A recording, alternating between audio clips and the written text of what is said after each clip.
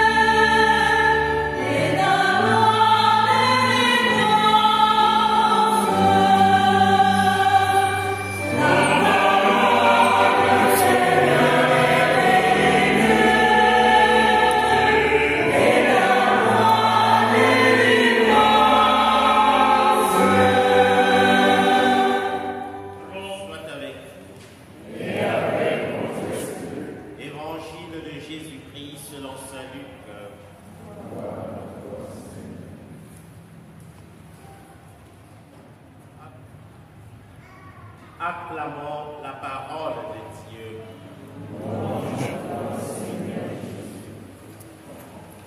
Chers frères, chères sœurs, nous avons écouté dans l'évangile d'aujourd'hui, Jésus est, selon saint Luc, rempli de l'Esprit Saint. Et il est conduit par l'Esprit Saint à travers le désert. Remarquons que Jésus est d'abord le Fils de Dieu. C'est la parole incarnée. Il est ce Verbe sorti de la bouche de Dieu qui s'est fait homme. Et c'est ce Verbe qui est rempli de l'Esprit Saint et qui est conduit par l'Esprit Saint. Il est donc mené au désert et c'est là que le malin l'attendait pour le mettre à l'épreuve, pour le tenter. À partir tout simplement de cette introduction à l'Évangile, nous pouvons nous poser la question de savoir si Jésus, Fils de Dieu, rempli de l'Esprit Saint et conduit par l'Esprit Saint, est mis à l'épreuve par le malin, combien à plus forte raison, nous les humains. Nous aussi, nous sommes souvent mis à l'épreuve par le démon. Mais Jésus va nous montrer comment déjouer les plans du malin, comment il résiste aux tentations du démon, comment il surmonte c'est dans la fidélité à la parole de Dieu. Ce qui veut dire qu'il est fidèle à sa propre nature, puisqu'il est parole de Dieu. Le démon lui dit, si tu es le Fils de Dieu, ordonne à cette pierre de devenir du pain. Remarquons l'astuce du malin. La première astuce du malin, c'est de semer le doute en nous. Et c'est ce doute qu'il veut s'aimer en Jésus, en lui disant, si tu es le Fils de Dieu. Jésus n'a jamais douté qu'il était le Fils de Dieu. Il sait qui il est. Et donc, le malin veut le mettre en déroute. Comme quand nous sommes tentés, c'est le doute qui s'installe dans nos cœurs. Et parfois, sous le coup du doute, nous pouvons renier notre propre appartenance au Christ, notre identité chrétienne, notre foi. Mais le Fils de Dieu, Jésus, répond pour nous montrer comment rester fidèle. Il dit, il est écrit, ce n'est pas seulement de pain que l'homme doit vivre. Qu'est-ce qu'il dit? Il cite la parole de Dieu. Il est écrit. Et par cette parole, il trouve la source de ce qui peut mettre en déroute le malin. Si le malin utilise l'astuce du doute, lui, il utilise le chemin de la vérité, qui est dans la parole elle-même, puisque la parole de Dieu est vérité. Il reste fidèle. Et cela est la première tentation. Remarquons également que cette première tentation touche un aspect vital. Il s'agit du pain, un besoin basique. Pourquoi? Parce qu'il arrive au moment où Jésus a faim. Après 40 jours, il a faim. Et le malin n'attend que quand on semble fléchir. Quand on a faim, on est fatigué. Et c'est à ce moment, même dans nos vies, nous ne sommes mis à l'épreuve que quand nous sommes fatigués. Il peut s'agir d'une fatigue spirituelle aussi. Et il touche là où le besoin est vital. Tu as faim, tu as encore le pouvoir de transformer cette pierre. Dis une parole et ces pierres deviendront du pain, tu mangeras. Jésus ne se laisse pas aller à la facilité pour avoir du pain. Il reste constant dans son objectif de mettre en déroute celui qui est là pour nous tenter. Et la deuxième tentation survient. Le démon la met plus haut et le miroite tout ce qui peut être considéré comme pouvoir et gloire. Je te donnerai tout ce pouvoir et la gloire de ces royaumes. Qui d'entre nous ne veut pas le pouvoir et la gloire? Tous nous en avons besoin, mais Jésus revient à la parole. Puisque la condition pour avoir ce pouvoir et cette gloire ne correspond pas à la volonté de Dieu, alors on revient à la parole. On peut avoir le pouvoir et la gloire, mais par un chemin honnête, digne et vrai. Ici, la condition qui est donnée à Jésus, c'est si tu te prosternes devant moi, tu auras tout cela. Si tu te prosternes devant moi. Si Jésus se prosterne devant le démon, il nie son Père et il nie qui il est. Et il obtient donc la vaine gloire. Ici, Jésus ne veut pas, une fois encore, céder à ce chemin de facilité. Il reste fidèle et il cite la parole. Tu te prosterneras devant le Seigneur ton Dieu et c'est lui seul que tu adoreras. Remarquons la constance de Jésus dans sa défense. Il utilise uniquement la parole. Il ne tergiverse pas. Loué soit Jésus-Christ. Jésus est fidèle à la parole de son Père, la parole qui est sa propre nature, la parole qu'il livre pour délivrer. Et donc, il reste et il cite ce qu'il est. Nous, face à la gloire et à la foi, face au pouvoir, il peut arriver que nous acceptions de se prosterner devant tout n'importe quoi, pourvu qu'on atteigne nos fins.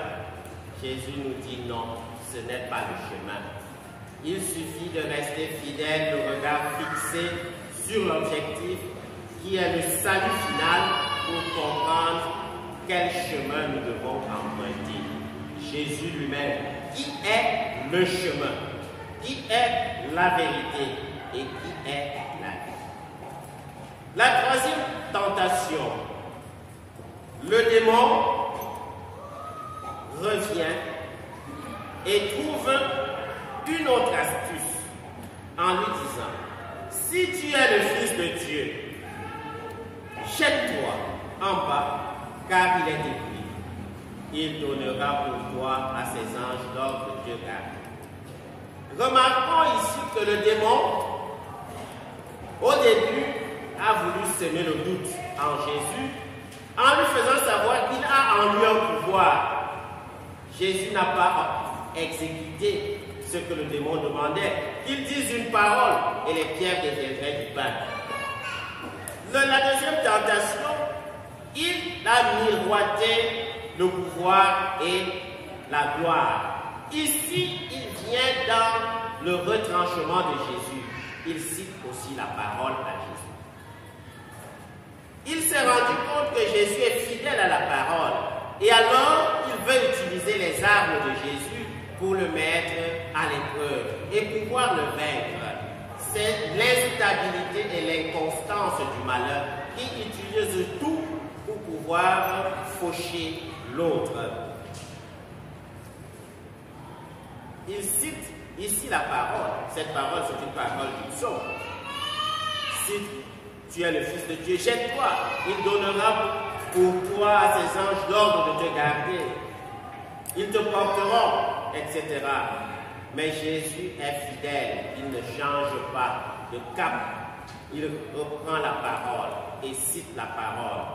Il est dit: tu ne mettras pas à l'épreuve le Seigneur ton Dieu. Nous avons là donc deux approches différentes.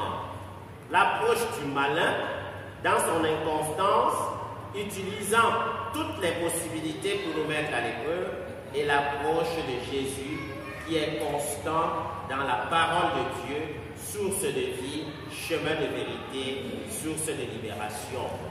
Et c'est cette parole qui nous propose au début de ce carême, que nous apprenions à revenir à la parole de Dieu, lue et méditée, pour en tirer l'énergie nécessaire pour faire face aux épreuves de la vie. Ici, à la finale de l'Évangile, nous écoutons ce que l'Évangéliste nous dit. Il dit: le malin ayant épuisé toutes les formes de tentation, s'éloigna de Jésus jusqu'au moment fixé. Il a épuisé, il s'éloigne, il semble le laisser libre, il attend le moment fixé. La grande fatigue, ça sera le moment de la croix. C'est là qu'il croira pouvoir prendre possession, mais il ne pourra pas, puisque Jésus est le Fils de Dieu, fidèle à son Père et engagé pour la cause de l'homme, le salut de l'homme. C'est donc dans cette perspective que la deuxième lecture de ce jour nous rappelle que nous lisons dans l'Écriture que la parole est près de toi. Elle est dans ta bouche et dans ton cœur. Cette parole, c'est le message de la foi. Cette parole n'est pas loin de nous. Nous l'avons. Plusieurs d'entre nous ont des Bibles. Je pense même qu'il y a ceux qui ont toutes les séries de Bibles. Ils ont la Bible de Jérusalem. Ils ont la Torah. Ils ont Louis II. Ils ont Bible des peuples. Et j'en passe. Mais que faisons-nous avec toutes ces Bibles?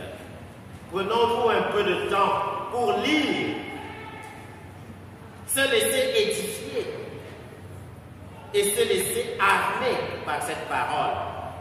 Source féconde de vie. Saint Paul écrit aux Romains en disant que la parole est près de toi. Elle est dans ta bouche et dans ton cœur. Et il nous l'a dit aujourd'hui. La parole est avec nous.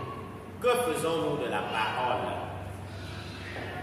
Nous sommes engagés pour 40 jours avec Jésus dans le désert. Nous le voyons déjouer les plans du malin. Apprenons de Jésus comment déjouer les plans du malin. Et apprenons-nous aussi à rester fidèles à ce Jésus pour que par lui et avec lui, nous puissions gagner la vie et la vie sans fin, le salut escompté par tous. Chers frères, chères sœurs, en ce premier dimanche de Carême, comme nous l'avons écouté le mercredi des Cendres, déchirons nos cœurs et non pas nos vêtements.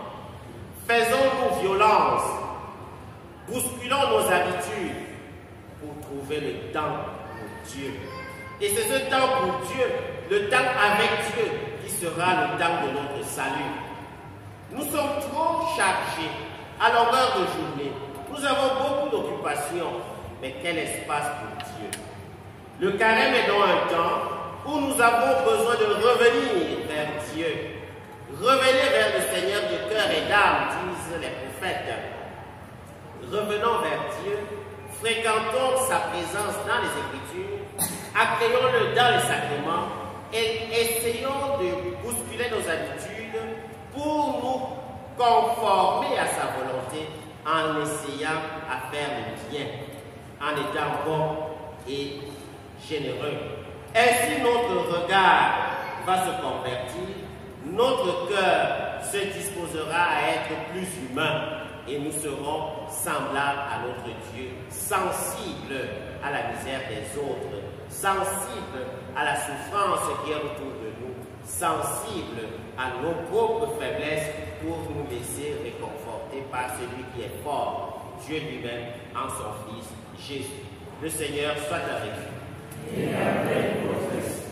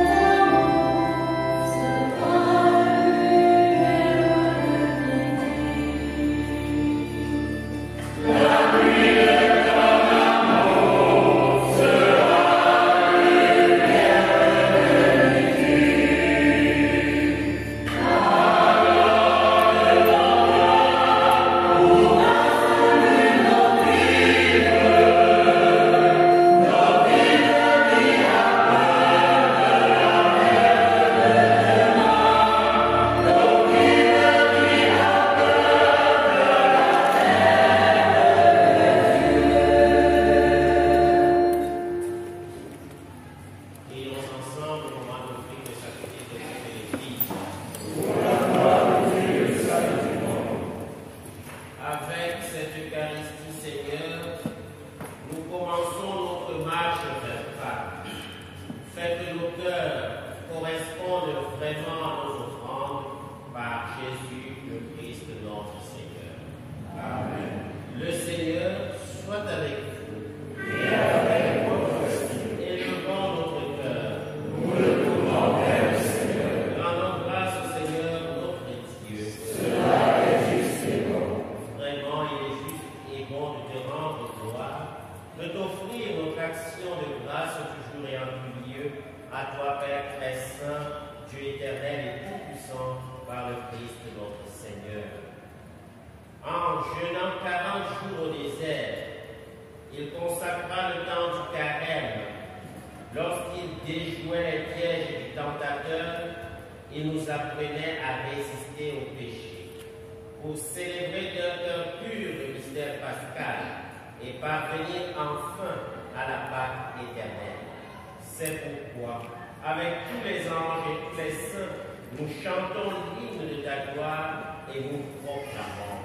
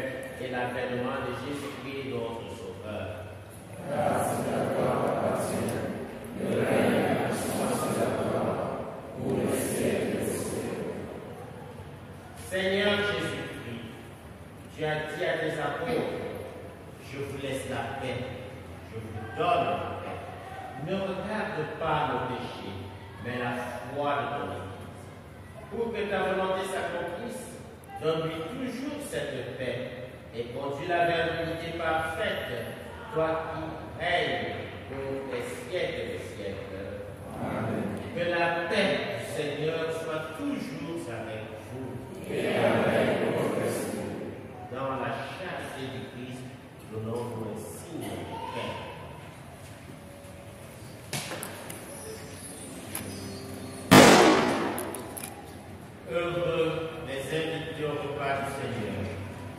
Voici l'agneau de Dieu qui enlève le péché du monde. Seigneur, je suis pas digne de te recevoir, mais seulement la parole de Seigneur. Prions le Seigneur. Le pain que nous avons reçu de toi, Seigneur notre Dieu, a renouvelé nos cœurs.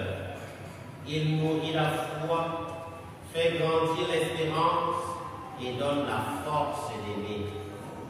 Apprends-nous à toujours avoir faim du Christ, seul pain vivant et vrai, et à vivre de toute parole qui sort de ta bouche. Par Jésus, le Christ, notre Seigneur. Amen. Et que Dieu Tout-Puissant nous bénisse, le Père, le Fils et le Saint-Esprit. Amen. Allez dans la paix de Dieu.